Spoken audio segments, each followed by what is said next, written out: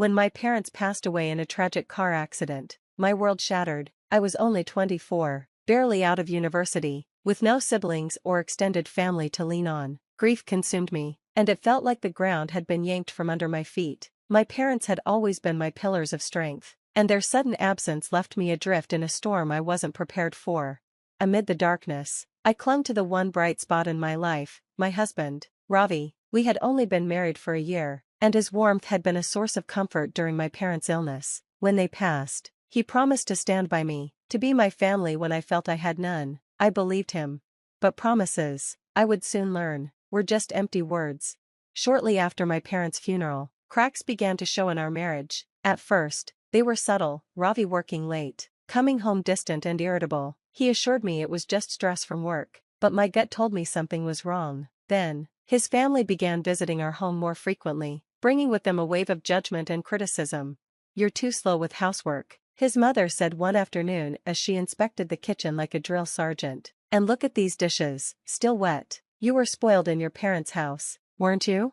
Ravi said nothing. He sat silently in the living room as his mother's sharp words cut into me.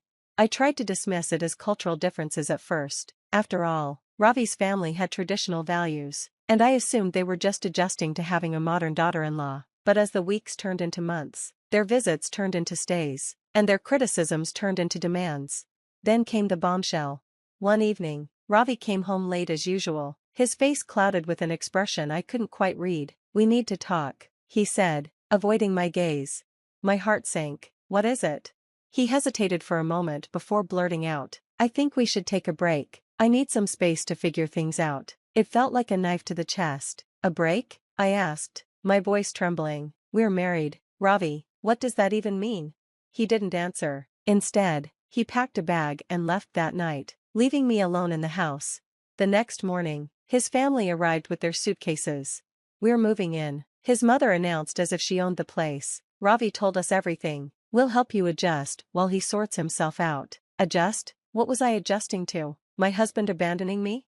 But I didn't argue. I was too emotionally drained, too lost in my grief and confusion to fight back.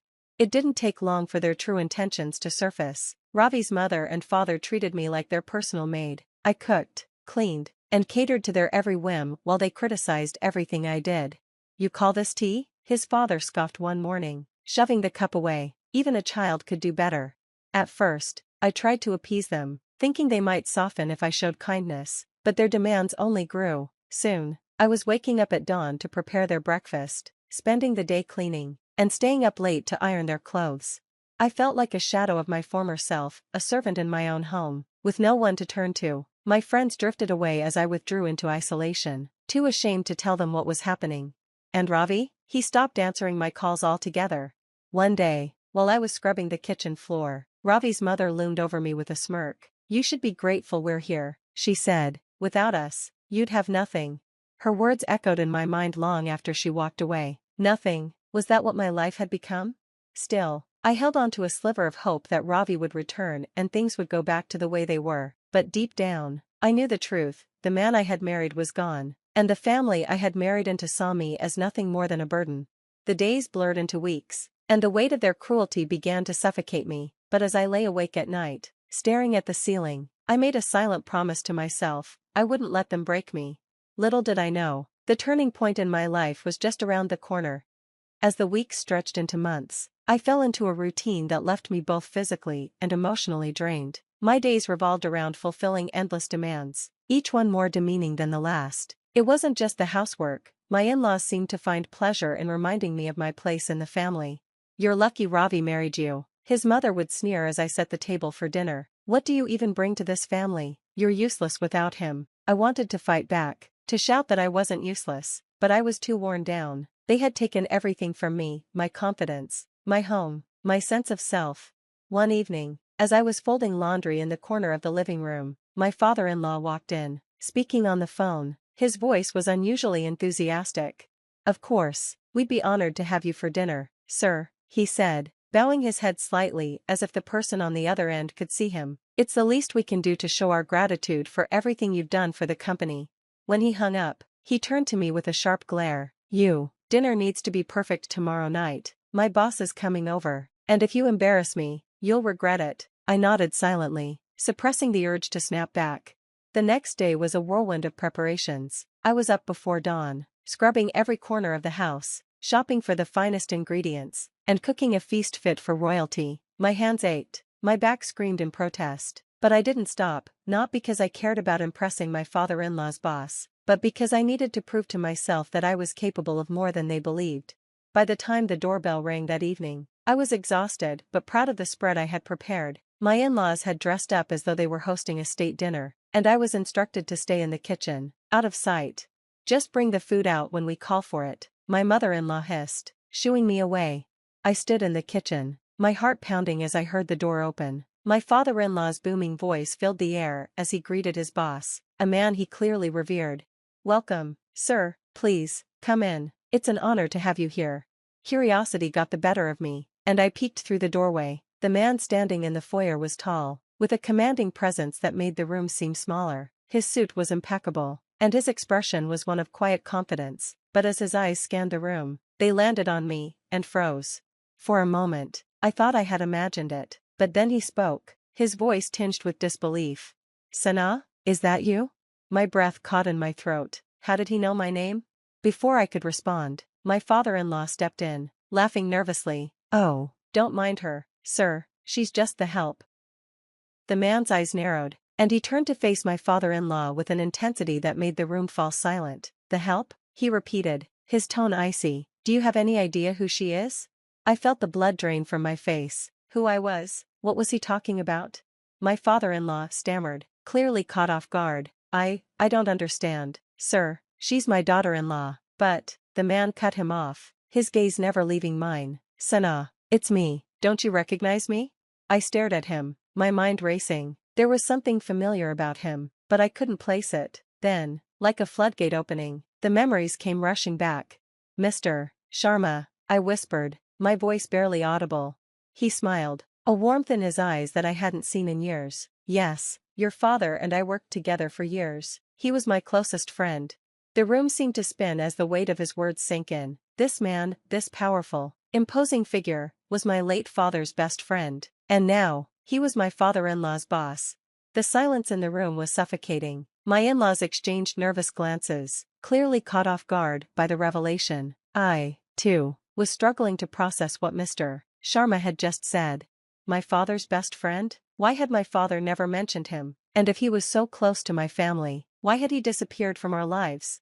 Before I could ask, Mr. Sharma turned to my father-in-law, his expression cold and unforgiving. "You've been treating her like a servant?" he asked, his voice low but seething with anger.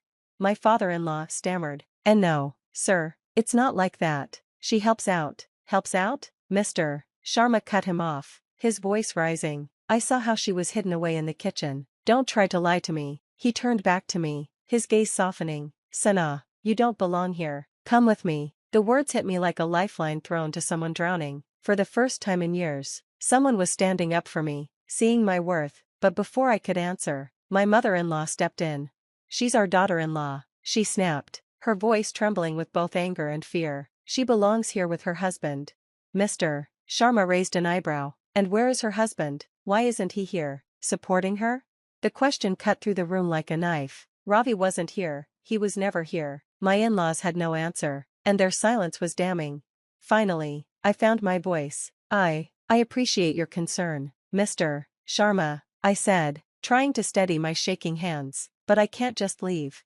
He frowned, clearly not satisfied with my answer. "You don't have to live like this, Sana. Your father would never have wanted this for you." His words brought tears to my eyes. My father, the man who had always believed in me, who had given me the strength to dream big. What would he think if he saw me now?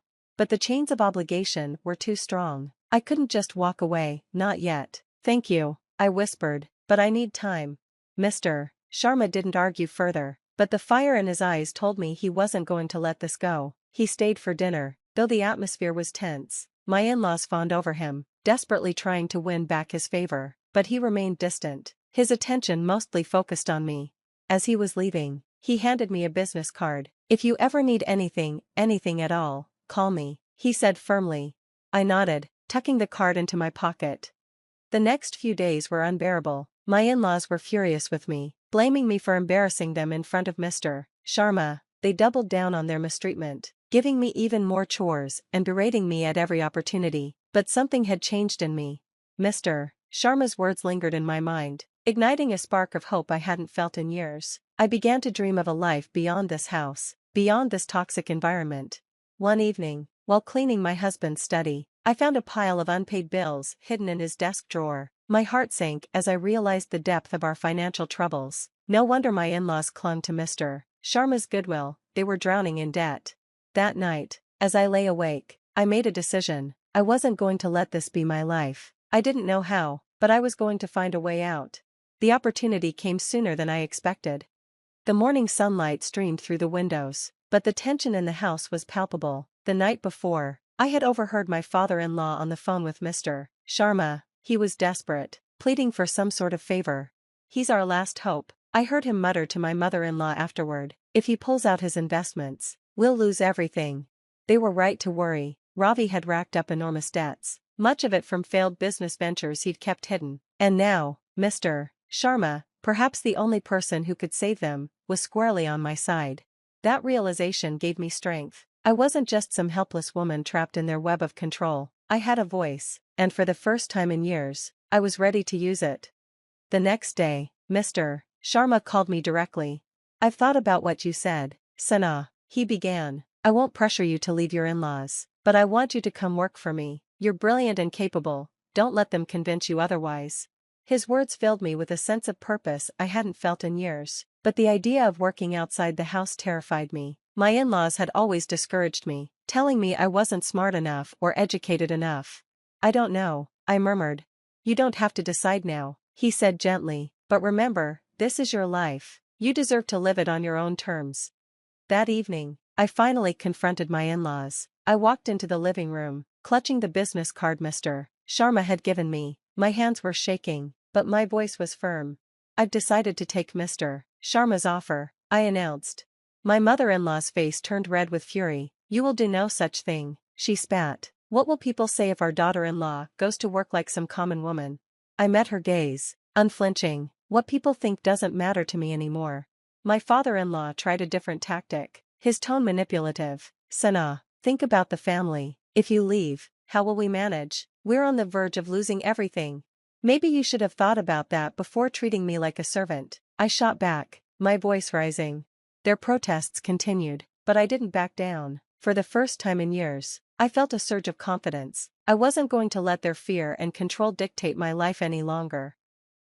The next morning, I packed my things. My in-laws hurled insults as I walked out the door, but I didn't care. For the first time since my parents' death, I felt free.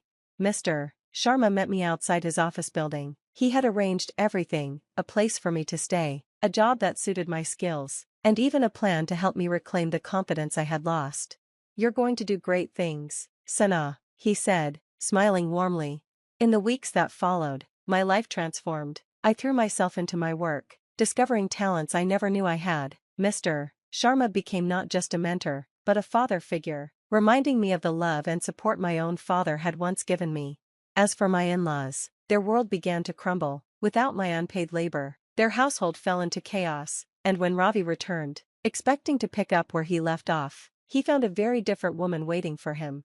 "You're too late," I told him, my voice steady. "I'm not the same person you left behind." His pleas fell on deaf ears. For once, I wasn't looking back. 6 months later, I stood on the balcony of my new apartment, gazing at the city lights. Life wasn't perfect, but it was mine. For the first time in years, I felt hopeful about the future.